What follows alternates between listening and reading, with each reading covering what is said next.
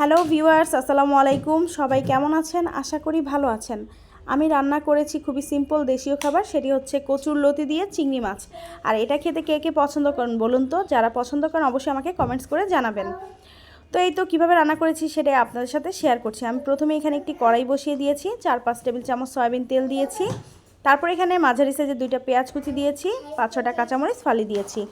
পেঁয়াজটা একটু হালকা বাদামি করে ভেজে আমি এখানে চিংড়ি মাছ দিয়ে দিচ্ছি। এখানে আমি একটু বড় সাইজের চিংড়ি মাছ নিয়েছি, এগুলো টুকরো করে কেটে দিয়েছি। আপনারা আপনাদের পছন্দ মতো যে কোনো ধরনের চিংড়ি মাছ এখানে দিয়ে দিবেন। এই তো আমি চিংড়ি মাছটা একটু ভালো করে ভেজে নিয়ে এখানে স্বাদ মতো লবণ দিয়ে দিয়েছি। অবশ্যই লবণটা স্কিপ হয়ে গেছে, আপনারা দিয়ে নেবেন।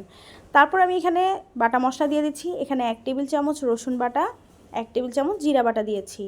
তারপর 1/2 টেবিল চামচ হলুদের গুঁড়া, 1/2 টেবিল চামচ মরিচের গুঁড়া দিয়েছি। যে যেরকম ঝাল খেতে পছন্দ করেন বাড়িয়ে কমিয়ে দিবেন।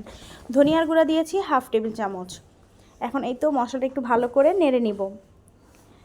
এই মশলাটাকে আমি একটু ভালো করে কষিয়ে নিব, এজন্য আমি অল্প পরিমাণে পানি দিয়ে দিচ্ছি। এখন একটু নেড়ে আমি এটা ঢাকনা দিয়ে ঢেকে দিব প্রায় 5 থেকে 7 মিনিটের জন্য। 5 থেকে 7 মিনিট পর দেখুন মশলাটা খুব ভালো করে কষানো হয়ে গেছে। এখন আমি আগে থেকেই ভালো করে ধুয়ে রেখেছিলাম কচুরলতিগুলো এখন দিয়ে দিচ্ছি।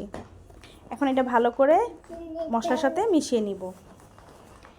এই তো খুব ভালো করে মিশিয়ে নিয়েছি। এখন আবার এটা আমি ঢাকনা দিয়ে ঢেকে দিব প্রায় 15 মিনিটের জন্য। 15 মিনিট পর দেখুন কচুরলতিটা একদম কমে গিয়েছে, এটা মোটামুটি সিদ্ধ হয়ে আসতেছে। এখন এটা আমি একটু নেড়ে দিচ্ছি ভালো করে।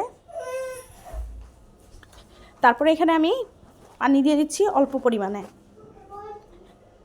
এই তো পানি দিয়ে এখন আমি একটু ভালো করে নেড়ে দিয়ে এখন আবার এটা আমি প্রায় 10 মিনিটের জন্য ঢাকনা দিয়ে ঢেকে দিব। ঢাকনা ঢেকে দিলাম। 10 মিনিট পর দেখুন কচুরলতিগুলো খুব সুন্দর সিদ্ধ হয়ে গেছে। আর আমি এই লতিগুলো একটু মাখা মাখা রাখবো। আপনারা যে যেরকম খেতে পছন্দ করেন ওইভাবেই রাখবেন। আমি এটা মাখা মাখা একটু ভাজা খেতেই পছন্দ করি। এখন বেশ খানিকটা ধনিয়া পাতা দিয়ে দিলাম। এই তো আবার একটু নেড়ে তৈরি হয়ে গেল আমার খুবই মজাদার কচুরলতি দিয়ে চিংড়ি।